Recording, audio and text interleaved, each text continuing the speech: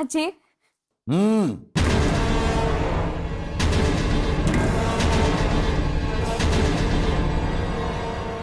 ಇಲ್ಲೇ ನಿಂತ್ಕೋ. ನೋಡಿ, ಚೆನ್ನಾಗಿ ನೋಡಿ. ಇವಳು ಈ ಮನೆಯ ಯಜಮಾನಿ, ಈ ದೊಡ್ಡ ಮನೆತನದ ಸೊಸೆ. ಇಲ್ಲಿನ ಎಲ್ಲ ಆಳ್ತನೂ ಇವಳಿಗೆ, ಯಾವ ಕೊರತೆನೂ ಇಲ್ಲ ಇವಳಿಗೆ. ಇಲ್ಲಿ ಆಳು ಕಾಳು ಆಸ್ತಿ ಅಂತಸ್ತು ಎಲ್ಲ ವೈಭೋಗನೂ ಇದೆ. ಯಾವ ಯೋಚನೆಗಳಲ್ಲಿ ಸುಖವಾಗಿದ್ದಾಳೆ ಇಲ್ಲಿ.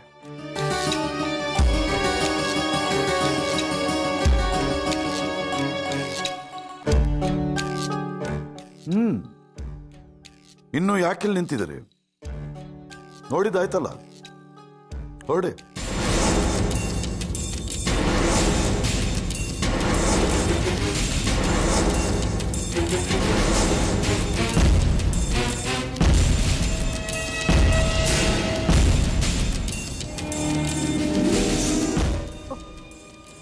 ಅಲ್ಲ,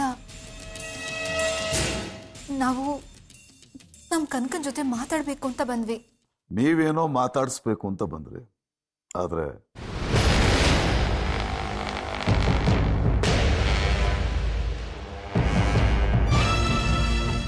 ಕನಕನ್ಗಿಷ್ಟ ಇಲ್ವಲ್ಲ.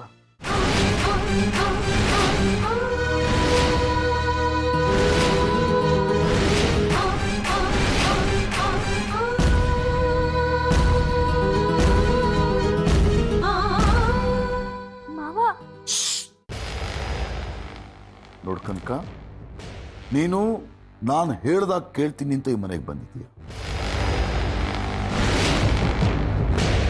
ಹಾಗಾಗಿ ನಾನು ಹೇಳ್ದಾಗೆ ಕೇಳಬೇಕು.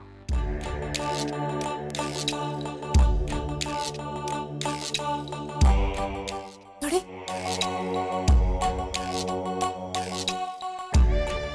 ನೀವ್ ಯಾಕೆ ಹೀಗ್ ಮಾಡ್ತಿದ್ದೀರಾ? ಈ ಮನೇಲಿ ಅವಳಿಗೆ ಮಾತಾಡೋ ಸ್ವಾತಂತ್ರ್ಯನೂ ಇಲ್ವಾ? ಅಷ್ಟು ನಿರ್ಬಂಧನ? ನೋಡಿ, ನಾನೆಲ್ಲ ಮಾತಾಡಿದ್ದಾಗಿದೆ. ಅದನ್ನ ಒಪ್ಪಿನೇ ಈ ಮನೆಗೆ ಬಂದಿರೋದು. ಈಗ ಇವಳು ನಿಮ್ಮ ಕನಕ ಅಲ್ಲ, ಈ ಮನೆಯ ಸೊತ್ತು.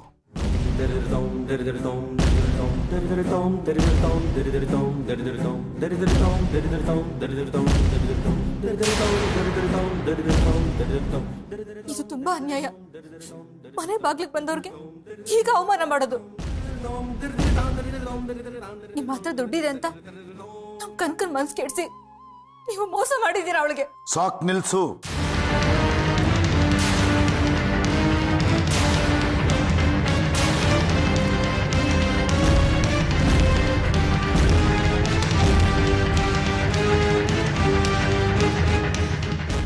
ಯಾರು ಮುಂದೆ ನಿಂತು ಮಾತನಾಡ್ತಿದ್ದೀನಿ ಅಂತ ಜ್ಞಾನ ಇದೆ ತಾನೆ? ನಾನು ಯಾರ ಮನಸ್ಸನ್ನು ಕೆಡಿಸಿಲ್ಲ. ಎಲ್ಲ ಕನಕದ ಇಷ್ಟದ ಪ್ರಕಾರನೇ ನಡೆದಿದೆ. ನಾನೇನಾದ್ರೂ ಮೋಸ ಮಾಡೋದಾಗಿದ್ರೆ ಮತ್ತೆಯ ಪ್ರಾಣ ಇವತ್ತು ಉಳಿತಾ ಇರಲಿಲ್ಲ.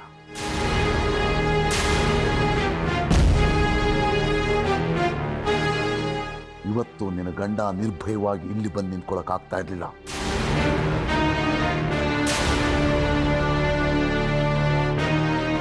ಸುಮ್ಮನೆ ಹೊರಡು.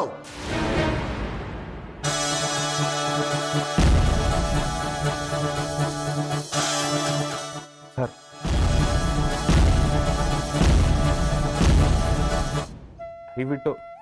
ದಯವಿಟ್ಟು ಕನಕನ್ ಜೊತೆ ಮಾತಾಡೋದಕ್ಕೆ ಅವಕಾಶ ಮಾಡಿಕೊಡಿ ಸರ್. ನಿಮ್ ಕೈ ಮುಗಿದು ಕೇಳ್ಕೊತೀನಿ. ಇನ್ನೇನಿದೆ ಕೇಳೋಕೆ? ಇಷ್ಟೆಲ್ಲ ವೈಭವ ನೋಡಿದ ಮೇಲೂ ಇನ್ನೂ ಏನಾದರೂ ಕೇಳ್ಬೇಕಾ? ಅಲ್ಲ, ಇಷ್ಟೆಲ್ಲ ನೋಡಿದ ಮೇಲೆ ಅವಳು ಸುಖವಾಗಿದ್ದಾಳೆ ಅಂತ ಅನ್ಸೋದಿಲ್ವಾ? ಇಷ್ಟೆಲ್ಲ ಸಹಾಯ ಮಾಡಿರೋ ನಾನು ಇವಳನ್ನ ಚೆನ್ನಾಗಿ ನೋಡ್ಕೊಳ್ತೀನಿ ಅಂತ ಗೊತ್ತಾಗಲ್ವಾ ನಿಮಗೆ?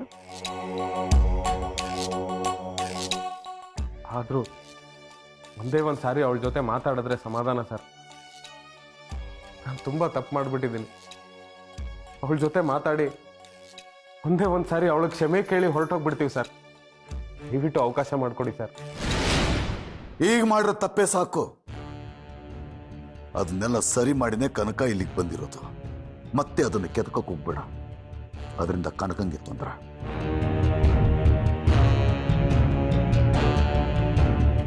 ಗೊತ್ತಾಯ್ತಲ್ಲ ಕನಕ, ಹೋಗು ಒಳಗೆ. ಒಳಗೋಗು ಒಂದೇ.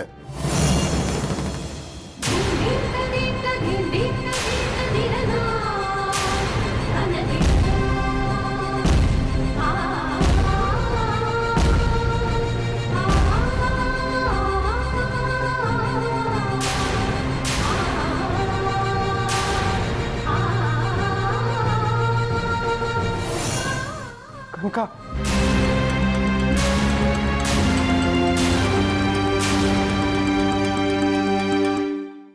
ನತದೃಷ್ಟರಮ್ಮ ನಾವು. ನಿನ್ ಜೊತೆ ಮಾತಾಡೋ ಭಾಗ್ಯ ಕೂಡ ನಮ್ಗೆ ಇಲ್ದೆ ಹೋಯ್ತಲ್ಲ. ಈ ಸ್ಥಿತಿಗೆ ನಾನೇ ಕಾರಣ.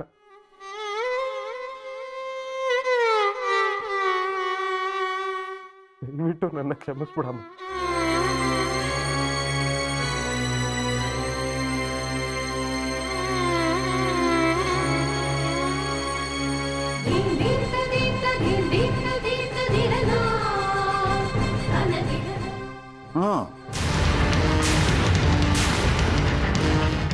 ಇನ್ನು ಯಾಕಿಲ್ಲ ನಿಂತಿದ್ದೀರ?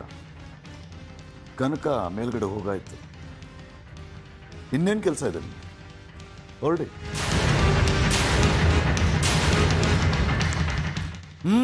ಹೊರಡಿ.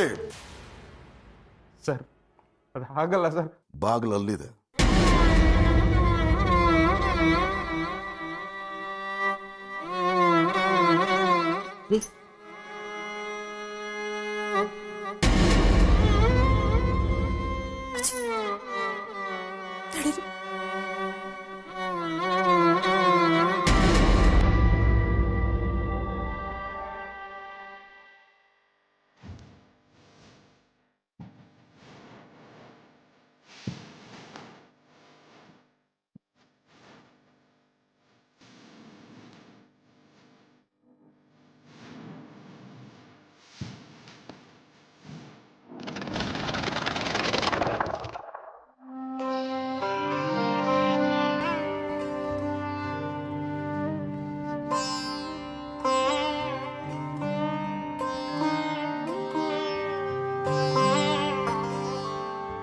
ಶಾಂತಮ್ಮನವರೇ,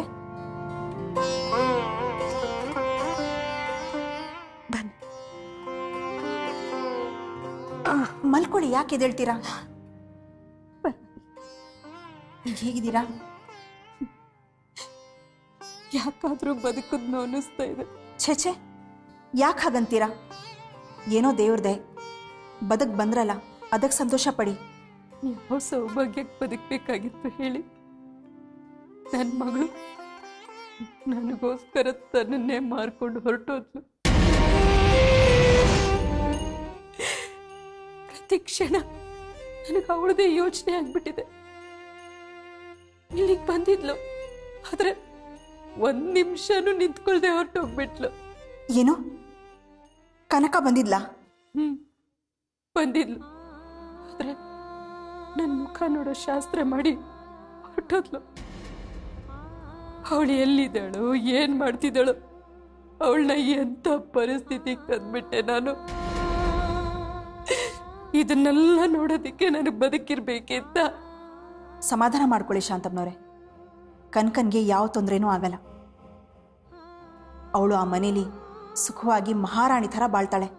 ಅದೇನು ಎಲ್ಲ ಗೊತ್ತಿರೋ ಹಾಗೆ ಅಷ್ಟು ದೃಢವಾಗಿ ಹೇಳ್ತೀರಾ? ಅವ್ರಿಗೆ ಯಾರಂತಾನೆ ಗೊತ್ತಿಲ್ಲ, ಅದೆಷ್ಟು ನಂಬಿಕೆ ನಿಮ್ಗೆ?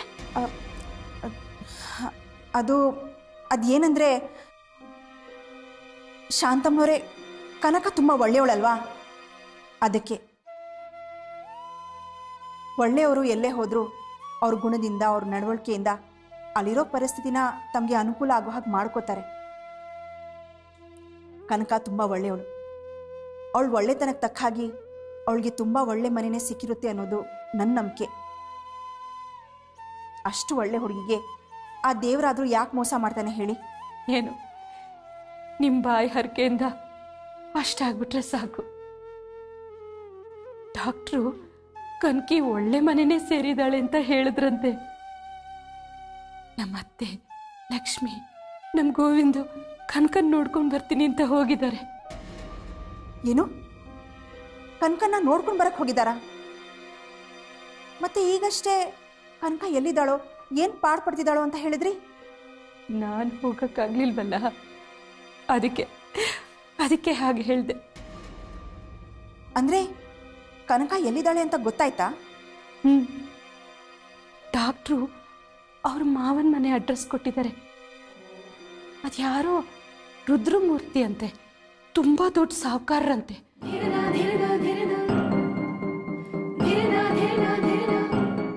ಹೌದಾ? ಎಲ್ಲಿ ಬರುತ್ತಂತೆ ಅವ್ರ ಮನೆ?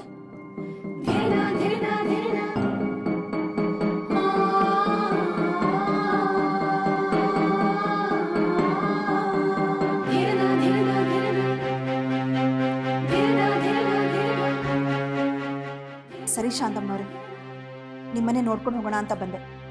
ನೀವು ಹೆಚ್ಚು ಮಾತಾಡಬಾರ್ದು, ರೆಸ್ಟ್ ತಗೊಳ್ಳಿ. ನಾನು ಮತ್ತೆ ಬರ್ತೀನಿ.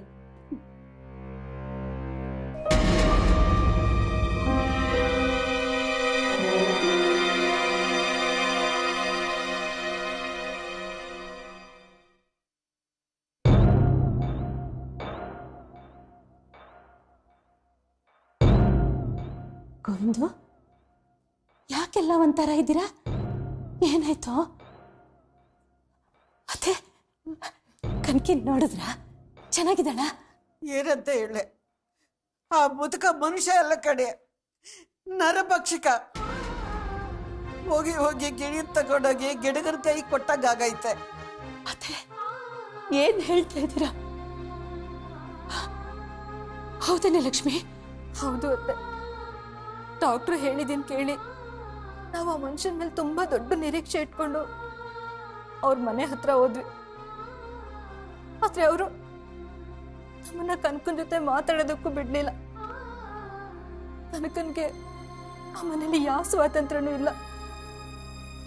ಕನಕ ಆ ಮನೇಲಿ ಕೈದಿಗಿಂತ ಕಡೆ ಆಗ್ಬಿಟ್ಟಿದ್ದಾಳೆ ಅನ್ಸುತ್ತೆ. ಅಂದ್ರೆ ನನ್ ಮಗಳು ಅಲ್ಲಿ ಸುಖವಾಗಿಲ್ವಾ? ಸುಖದ ಮನೆ ಹಾಳಾಯ್ತು.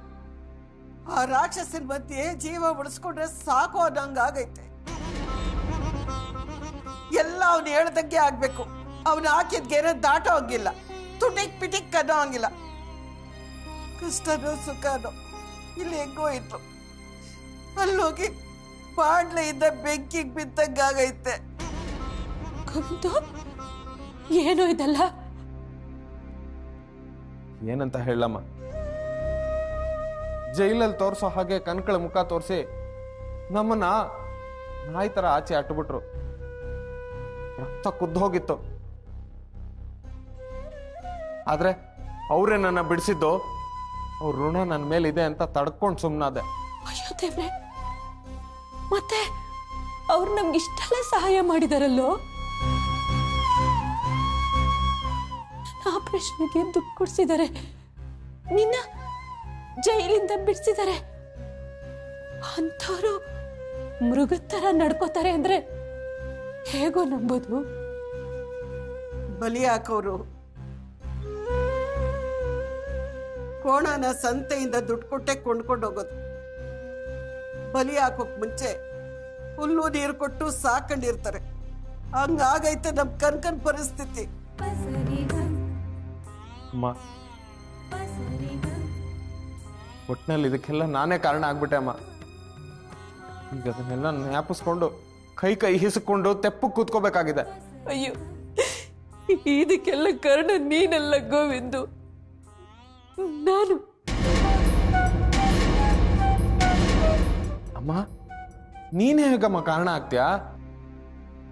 ಬೇಜವಾಬ್ದಾರಿಯಿಂದ ನಡ್ಕೊಂಡು ಕನಕನ್ನ ತುಚ್ಚುವ ಕಂಡವನು ನಾನು. ಇಲ್ಲ ಗೋವಿಂದು, ನಿಮ್ಗೆಲ್ಲ ಗೊತ್ತಿಲ್ಲದೆ ಇರೋ ದೊಡ್ಡ ತಪ್ಪು ನಾನು ಮಾಡಿದ್ದೀನಿ ಕಣೋ.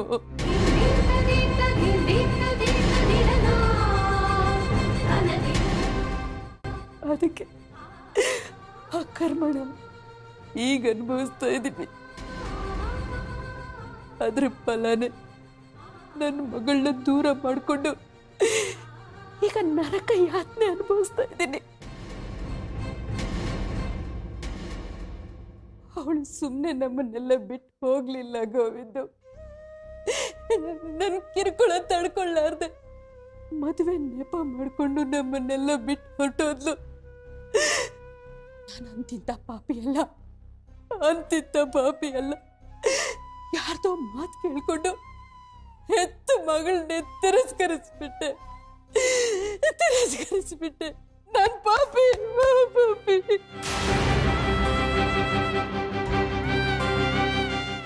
ಅಮ್ಮ, ಅದು ಏನಂತ ಸರಿಯಾಗಿ ಹೇಳಮ್ಮ.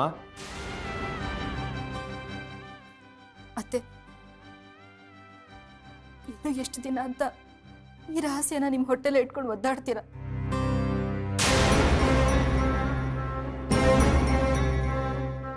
ನಮಗ್ ಗೊತ್ತಿರೋ ವಿಷಯನ ಇವರಿಬ್ರಿಗೂ ಹೇಳ್ಬೇಡಿ. ಲಕ್ಷ್ಮಿ, ನಿನಗೂ ಗೊತ್ತಿತ್ತ ಕನಕ ಮಗಳಲ್ಲಾದ್ರೆ ಏನೇ ಅರ್ಥ? ನೀವಿಬ್ರು ಏನ್ ಕಟ್ಟಾಟ ಮಾಡ್ತಿದ್ದೀರಿ? ಒಂದ್ಸಲ ನನ್ನ ಮೊಬೈಲ್ಗೊಂದು ಕಾಲ್ ಬಂತು.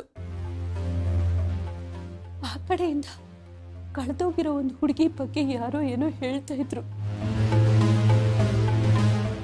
ಅದನ್ನೆಲ್ಲ ಕೇಳಿದ್ಮೇಲೆ ನನಗೂ ಏನೇನೋ ಅನುಮಾನ ಶುರು ಆಗೋಯ್ತು. ಅದನ್ನೆಲ್ಲ ಪರಿಹಾರ ಮಾಡ್ಕೋಬೇಕು ಅಂತ ಸ್ವಾಮೀಜಿನ ಕೇಳೋಣ ಅಂತ ಹೋದೆ. ಅಲ್ಲಿ ನಿಮಗೆ ಎಷ್ಟು ಮಕ್ಕಳು ಅಂದ್ರೆ? ಇಬ್ರು. ನಿಮ್ಮ ಭಾಗ್ಯದಲ್ಲಿರೋದು ಒಂದೇ ಸಂತಾನ. ಕನಕ ನಾ ಹೆತ್ತ ಮಗಳಲ್ವಾ? ಅಲ್ಲ, ಅವಳು ನಿನ್ನ ಹೆತ್ತ ಮಗಳಲ್ಲ.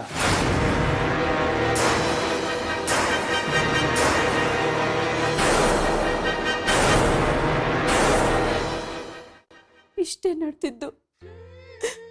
ಆ ಸ್ವಾಮೀಜಿ ಮಾತನ್ನ ಕೇಳಿ ನನ್ನ ಮಗಳೇ ಅಲ್ಲ ಅಂತ ತುಂಬಾ ಕೀಳಾಗಿ ನಡೆಸ್ಕೊಂಡ್ಬಿಟ್ಟೆ. ಅವಳು ಕೂತ್ರೆ ನಿಂತ್ರೆ ತಪ್ಪು ಕಂಡಿಡಿತಾ ಹೋದೆ. ಅವಳಿಗೆ ಏನೇನೋ ಬೈದು ಅವಮಾನ ಮಾಡಿದೆ. ಅವಳ ಕೆಲಸದೊಳಗಿಂತ ಕೀಳಾಗಿ ನಡೆಸ್ಕೊಂಡ್ಬಿಟ್ಟೆ. ಈಗ ಹೇಳಿ ಅತ್ತೆ, ಹೆತ್ತ ಮಗಳನ್ನೇ ಮಗಳಲ್ಲ ಅಂತ ಆತ್ಮದ್ರೋಹ ಮಾಡ್ಕೊಂಡಿರೋ ಕೆಟ್ಟ ಅಮ್ಮನ ಪ್ರಪಂಚದಲ್ಲಿ ಎಲ್ಲಾದ್ರೂ ನೋಡಿದೀರಾ?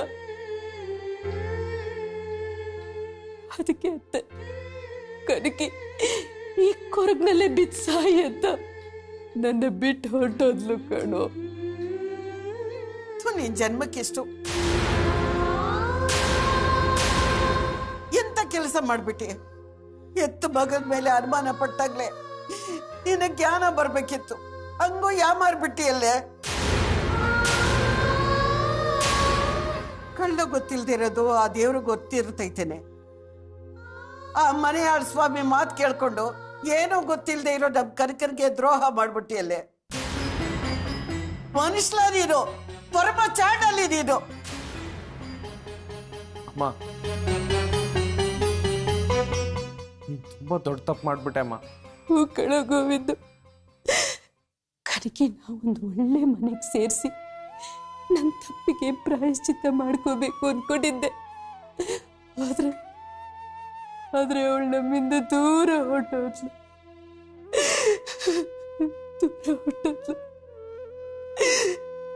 ಇದೆಲ್ಲ ನನ್ಗಾಗ್ಬೇಕಾಗಿದ್ದೆ. ಇದು ನನಗಾಗ್ಲೇಬೇಕಿತ್ತು. ಈ ಜನ್ಮದಲ್ಲಿ ನನಗೆ ನೆಮ್ಮದಿ ಅನ್ನೋದೇ ಇಲ್ಲ.